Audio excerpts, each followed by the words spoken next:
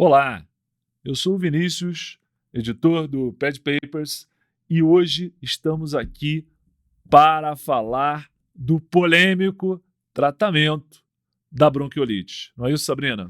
Exato. Tudo bem, pessoal? Eu sou a professora Sabrina, editora também do Pad Papers, e hoje separamos algo muito importante: o tratamento da bronquiolite, que merece um espacinho à parte, porque é polêmico. Bem, então, Sabrina, eu vou começar já com algo que eu vejo no meu dia a dia, que talvez seja o mais polêmico de tudo. Por isso que a gente vai discutir ele primeiro, né? Exato. Usa broncodilatador beta-2 de curta ação na bronquiolite, sim ou não? Uma resposta difícil, né? Difícil, né? E quase tudo que a gente vai falar aqui hoje depende, né? Depende, exato, né? exato. Formalmente, a gente sabe que não teria recomendação. Se você for ler, se você for ler, não tem recomendação. Nelson, não recomendo. O último tratado de pediatria de 2022, ele ainda fala, um trecho ele fala assim, que antes a gente tinha aquela história do teste terapêutico. Vamos fazer o teste, se responde. Só que ele fala que cada vez menos a gente tem feito essa abordagem. Porque cada vez menos está relacionado a um paciente que vai ser asmático, que tem uma história, né, que seria para esses Mas aquela pacientes. história, né? A gente quem, né? Porque então, eu vou te falar. Aí, então, vou te contar. A minha bebê internou ano passado. Eu usei tudo. Tudo. Lógico que eu usei broncodilatador. Você acha que eu não ia usar? Isso. Meu paciente você não faz nada. Exato. Entendeu? E aquela história, assim, se você com certeza tem uma bronquiolite, a princípio não vai funcionar o beta-2 de curta ação. Exato. Beleza. Mas, ao mesmo tempo, você encontra muito artigo com essa linha que você falou. Usa. Se melhorar, mantém. Beleza. E essa é a linha que todo mundo segue, né? Só que todo mundo segue a seguinte linha. Usa. Se melhorar ou não, continua. Porque lá na enfermaria a gente interna muita bronquiolite. Os residentes fazem direto, assim. A gente fala na visita. Teoricamente, não... mas está melhorando. Só que da última vez que eu fiz não melhorou tanto e tal. Bem, enfim. Aí fica naquela dúvida. Não, mas tá melhorando sim. Aí fica espaçando o beta-2, tá fazendo de 2 em 2, agora tá de 4 em 4, tá melhor. Eu falei, será que tá melhor? Porque a doença tá melhor? Eu acho que o beta-2 na bronquiolite tá igual você fala dos antibióticos na pediatria, na via das dúvidas. Na via das dúvidas a gente prescreve. Acho que traz um aquecimento para o coração do pediatra. E pra família da mãe também, que tá fazendo alguma coisa. Porque às vezes eles falam assim, mas nossa, você não vai passar nada. Né? Um beta-2. Mas eu acho que é importante a gente deixar frisado aqui que a recomendação mais comum é de não utilizar. Exato, então, na prova, né? Se cair uma questão, pensa muito bem. Isso, perfeito. Se for prova, bronquiolite, com certeza bronquiolite, usa ou não beta-2? Não usa. Não usa. Vida real, usa. E não conta que foi a gente. Eu acho que a minha mensagem, assim, o que eu entendo disso é o seguinte: eu vou usar, mas eu não posso pirar nisso, assim, porque se a resposta não é muito boa, se eu tiver com um paciente com uma asma, uma criança de 6 anos, uma crise asmática, que eu sei que ela tem asma, ela tem uma clínica de asma, uso beta-2 não melhora, eu vou aumentar a dose. Exato. Agora, na bronquiolite, se não funcionar, eu não vou aumentar a dose. Não adianta ficar aumentando a dose, 1 em 1 hora, 2 em 2 horas. Que aí eu vou causar mal ao paciente. Exato. Né? Então, a gente tem que ter essa Lembrar que na limite. asma, a gente está com um paciente maior. Na bronquiolite, são bebês. Sim. Aquele desconforto. Exato. Né? A gente sabe que o bebê, qualquer manipulação, ele vai ficar mais irritado, vai piorar o desconforto dele. Né? Ele piora muito mais fácil que a criança maior. Então, tem necessidade efetiva de usar? E ainda tem um detalhe. Né? Às vezes a criança está internada, está no oxigênio, e para você poder fazer o beta-2, se você for fazer com o espaçador, você vai parar o oxigênio. Você para o oxigênio. Porque antigamente fazia muita nebulização com oxigênio. Só que com o Covid, as nebulizações foram eliminadas. Agora que estão voltando. Mas para o lactente pequeno, parar o oxigênio para fazer o beta-2 já é um tempinho sem oxigênio, pode ser ruim, né? Exato. Então a gente tem que pesar tudo isso. Mas na prática acaba que se faz, né? Só não pode apirar. Exato. Vamos lá. Já que a gente começou com beta-2, vamos seguir, né? Corticoide, prednisolona e tal. Tem recomendação ou não na bronquiolite? O corticoide Pasmem, também não tem. Não tem, né? não tem. O pessoal faz direto, eu né? Eu sei que as pessoas fazem. Eu costumo dizer assim, até para asma, que a gente tem feito um paralelo aí, não é todo paciente que vai usar corticoide, gente. Não. Depende da crise. Né? Não é a primeira recomendação. A gente olha lá no GINA, né? Dependendo da gravidade, a gente vai começar primeiro com beta-2 e, se for necessário, a gente vai associar o corticoide. Exatamente, né? Uma crise mais importante. Mas né? o corticoide acaba sendo prescrito para quase tudo aí na pediatria, o que me dá muita tristeza. Não, com certeza, com certeza. E a bronquiolite eu sei que se aventa a possibilidade, porque a gente tem um processo inflamatório que o vírus causa ali no bronquíolo, mas os estudos mostram que nem via oral, nem por via inalatória, não tem resposta. Então, se não tem resposta, né, a gente não pode também prejudicar o nosso paciente. Exato. Então, e eu acho que o corticoide, as pessoas têm que colocar na balança que, assim, se você tem um quadro viral inicial e você faz corticoide, lembra que o corticoide, na dose que a gente faz, é imunossupressor, né? Exato. Você pode piorar a viremia. Exato. Até nessa situação do Covid... Todo mundo esquece disso. No Covid, existe uma indicação formal do uso de corticoide depois de muitos estudos, mas na outra fase da doença, numa fase subaguda.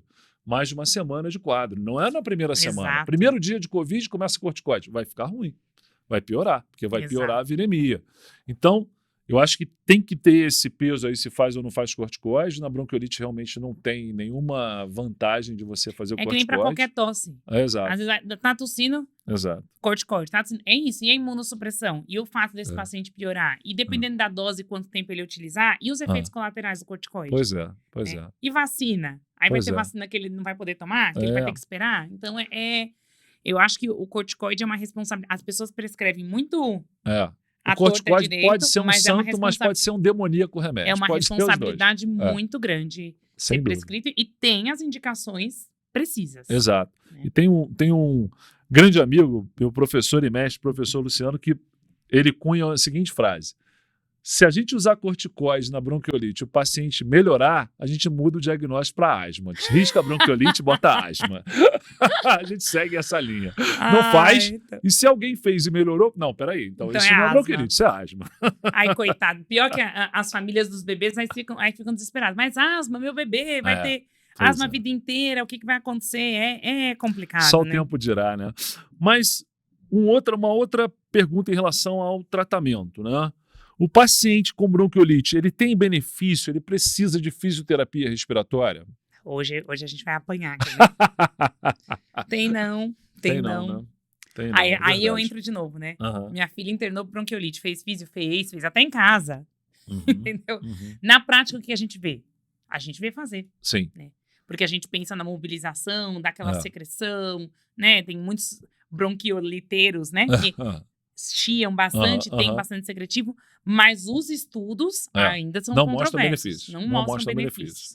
Né? Então, também é uma conduta que, embora na prova caia, né, cai lá, físio, beta-2, corticoide, você esquece, essa não é a alternativa correta. Na vida também não. Até aquela história, às vezes tem uma telectasia, será que, sim. Que vai ajudar, não vai? Aí a gente pode pensar nessa possibilidade, né? E também pesar aí, né, o quanto... Às vezes o paciente acaba ficando internado por causa de uma telectasia que já está se resolvendo, por causa de uma fisioterapia, mas que teoricamente não precisaria. Certo. Então, eu peguei casos recentes, assim, que a gente tem uma telectasia que já está ali, final, o paciente já está bem, né? Tem a dissociação clínico-radiológica e às vezes a imagem prende, aí coloca a fisioterapia e o paciente fica lá internado mais tempo exposto a outros bichos do hospital. Sim. Né? Sim, com risco dúvida. de pegar outra doença de novo, né? Sem dúvida. Então, nossa conclusão é de que a fisioterapia, a princípio, não é recomendada. Será que até o final a gente vai recomendar alguma coisa, gente? Bem, já que estamos falando de recomendação, teve uma recomendação que ficou na moda aí um tempo, né? Que é a seguinte: a prescrição da salina hipertônica, né? Essa ficou na moda. Essa vai, não sei o quê. Mas, e aí? Então, ainda é recomendado ou não? Polêmico. Depende. A palavra de hoje é depende. Depende, polêmico. Na verdade, também que tenha recomendações fortes, não tem, né? Isso veio daquela história dos pacientes, né, com fibrose cística, que usam muito a salina hipertônica, né? Salina hipertônica. Mas para bronquiolite, né, embora já teve períodos que a Academia Americana de Pediatria colocou como recomendação, teve uma época que até foi aventada a recomendação da solução salina hipertônica, mas ela é irritante das vias aéreas. Então, ela poderia causar um broncoespasmo e aí teria que associar um beta-2 junto, ou seja, um samba, né? É um samba. Então, recomendação formal, não existe. Já teve na moda, saiu da moda. Já teve né? na moda, saiu da moda. Saiu da moda. E lembrando para o pessoal que salina hipertônica é um soro a 3%. Né? A gente tem a solução fisiológica 0,9%, salina hipertônica 3%. Mas também não tá com essa bola toda, né? Não tá. Bem, agora, tem um remédio que em algum momento de fato vai funcionar. Esse pode e deve. Que é o famoso e necessário oxigênio. Aí eu vou te perguntar, a oxigênio terapia, como e quando que a gente vai indicar o oxigênio para o paciente com bronquiolite? Tem alguns parâmetros para a gente seguir, não é isso, Sabrina? Tem parâmetros. Exato. E na verdade, muitas vezes, lembra-se só da saturação. Ok, a saturação é o parâmetro mais, menor que 90. Bem objetivo, né? Aí, dependendo da diretriz, também muda a recomendação, né? 90, não, sim, mas é 92. Alguma coisa que você lê ali, né? É um valor. É um valor, né? Tem que lembrar de ter a aferição correta, né? Os membros da criança não podem estar frios. Tem que ver a curva correta do oxímetro, né? Porque às vezes eu já vi paciente internar, tá no pronto-socorro, tá saturando 82. Aí você vai avaliar, tá saturando 95. Não, e quantas vezes já me chamaram de madrugada em plantão. Por queda de saturação, Vamos ver, o paciente tá com... Você chega, o paciente tá rosado, você já fala, opa. Opa, não tá assim não. Aí você olha o monitor, não tem nem curva. Aí você bota, então, 99. Número 1, né? Se você tá vendo uma saturação, você tem que ver se tá confirmar se tá. A medida correta, confirmar. Saturação menos que 90, 92, a depender da referência mas eu acho utilizada. Que isso é um lance interessante, assim. Eu acho que na cabeça da maioria das pessoas, uma saturação adequada é 95 para cima. Aí você vê lá uma saturação de 93, 92, tem que botar oxigênio. Não é o recomendado, né? Pelo menos na bronquiolite, né? No meu consultório, se eu atendo um bebezinho, eu meço no meu oxímetro. 93, 94, eu tenho um oxímetro mais específico para eu poder ter segurança de mandar as crianças para casa. Sim. Fica em casa. Tranquilo. Não precisa no hospital. Perfeito. Então, a gente tem que ter essa ciência, né? Que é 90, né? É um parâmetro, aí sim, nós vamos pensar. Mas não só a saturação, né? Às vezes até tá saturando 91, 92, mas tá muito desconfortável. Né? E aí o desconforto tal do oxigênio do conforto é importante, porque ele tá fazendo um esforço ali para ventilar aquele pulmão. Então é uma indicação, sim, que a gente precisa pensar. Né? Sim. Mas de qualquer forma tá com uma saturação, vamos pensar na saturação normal 95 para cima. Não é essa, né? Tá para baixo. Tá para baixo. Mas o oxigênio formal... A gente normalmente, se medir agora, não tá saturando 91, 92. Exato. É por aí, né? Mas tudo bem, eu acho que a mensagem é assim, a gente tem a clínica e tem um valor de saturação que alguns protocolos mandam abaixo de 92 e outros abaixo de 90. É isso. Né? É isso, perfeito. Agora, a gente falou de algumas medidas, a gente contraindicou a maioria, né? O oxigênio passou. E que mais medidas são prescritas, mas a princípio não seriam recomendadas para o caso específico de bronquiolite? Tem bastante coisa, né? Mas vamos lembrar algumas, né? Vamos lá. Tem muita coisa aí. Mas, em primeiro lugar, lembrar que é um quadro viral, né? Vírus sincicial respiratório é o principal agente etiológico, então não precisa de antibiótico. Não precisa. Né? Pode ter uma complicação bacteriana? Pode, mas é rara, né? É raro. E aí, se tiver uma complicação bacteriana, ok. Mas a bronquiolite clássica não tem indicação. Você sabe que é mais fácil o paciente com bronquiolite, que tem uma doença viral respiratória, que inicialmente é alta e depois é baixa. É mais fácil ele ter uma otite do que uma pneumonia, segundo as estatísticas. Né? Que é uma complicação do quadro viral. Exato. Alto. Não, inicial, e vírus né? é isso. Quando a gente tem bactéria, a gente tem que lembrar que a bactéria ela é mais focada. Agora, vírus, gente, adenovírus. Pega um adenovírus. Dá otite, dá conjuntivite, dá amidalite, pode dar bronquiolite, pode. gastroenterite. Aliás, uma bronquiolite grave, né? Bronquiolite grave, gastroenterite. Assim, vírus é um menu ali, um cardápio de coisas. Agora, antibiótico, a gente sabe que não usa. E algum antiviral? Os estudos também mostram que a gente não tem resposta. Perfeito. Mas sabe uma coisa? O pessoal costuma prescrever que não tem adrenalina. Adrenalina teria sentido num CRUP, né? Mas as pessoas acham que pelo desconforto respiratório, aí vai tudo. Vai ajudar. Mas, gente, também não tem indicação. Zero. Não erre isso, por favor. Na vida, na prova, não essa erre. Não dá nem na vida real, né? Não nem dá, na vida real, nem na prova. Não dá. Adrenalina é CRUP. Agora, o que a gente mais vê mesmo é o antibiótico. O antibiótico o pessoal passa muito. É uma bronquiolite, né? E prescreve um antibiótico. Então, via das dúvidas. Eu tenho muita dificuldade de tirar antibiótico, assim. Às vezes pega um paciente no 5º dia de antibiótico. Você sabe que eu também falo, tenho. Pô, e agora? Aí tá melhor. Será que foi o antibiótico? Aí eu deixo. Eu deixo para completar uma semana, 10 dias. Eu fui no Congresso de Emergências Pediátricas recentemente e alguns estudos mostram que as pneumonias bacterianas não complicadas, 5 dias de antibiótico seria o suficiente. Mas quem tem coragem, né? Já tá com antibiótico. Eu falo pro paciente, já tá, eu tô completo. Vamos lá, vamos empurrar um pouquinho aqui. Mas eles falam de 5 dias. Por isso que é uma decisão... 5 dias na pneumonia, eu tenho medo por enquanto. Eu tenho medo, eu não gostei. Mas por isso que é tão importante, quando você tem um quadro de uma bronquiolite, por exemplo, a pessoa tem um pouquinho de parcimônia para começar o antibiótico, porque se começar, vai acabar usando 10 dias. Então, se começa, né? Vai usar muito tempo. Aí a gente não vai, quem vai tirar? Pois é. E aí se tira e piora. A decisão mais importante é de quem começa. É de quem começa. Depois é de quem começa. É a primeira conduta aí. Agora, existe um medicamento que é muito importante para o vírus sincicial respiratório, né? O palivizumab, né? A gente usa como prevenção, né? A gente vai falar um pouco disso, e usa também como tratamento. As pessoas acham que ele pode ser utilizado como tratamento, mas também não é indicação de tratamento. Não funciona, né? Ele vai ser como conduta preventiva, né? E aí o Ministério da Saúde fornece, né, para grupos de risco. Certo, né? certo. Existe, na rede particular, sabe quanto custa? Eu sei, é caríssimo, também pesquisei. Entendeu? 4, 5, 6 mil reais a dose. Aí, dependendo do período da sazonalidade, começou, né, de 3 a 5 aplicações. Então, você vê, meu filho, ele nasceu minha filha nasceu em junho. Aí ela ia ficar aquela lactente jovem, assim, perto do verão. Eu falei, bem, não vai pegar nada. Meu filho nasceu em março. Eu falei, quando ele vai crescer no outono, né? Abril, maio, aquele mês que o pediatra cara, e de tanto ver bronquiolite, falei, acho que eu vou fazer um palivizumab para ele. Não tinha indicação, nasceu a termo e tal. Ou seja, eu pensei em fazer na minha depois da internação dela. Eu vou ver quanto custa. Pô, quando eu liguei, aí o cara falou o preço, falei, ele não vai pegar a bronquiolite de jeito nenhum. Não, a minha tinha internado, não vou aí fazer, teve a alta, como na a época gente era o preço sabe. de um carro. Não, aí como a gente sabe que a imunidade do VSR não é duradoura, eu falei assim, deixa eu ver o preço desse palivizumab, acho que eu vou fazer, porque ela não pode pegar de novo, não sei mais o que, né? Meu filho, tá bom, não vai pegar. não vai pegar. O santo não cai 2 vezes no lugar, o raio não cai. Não vai.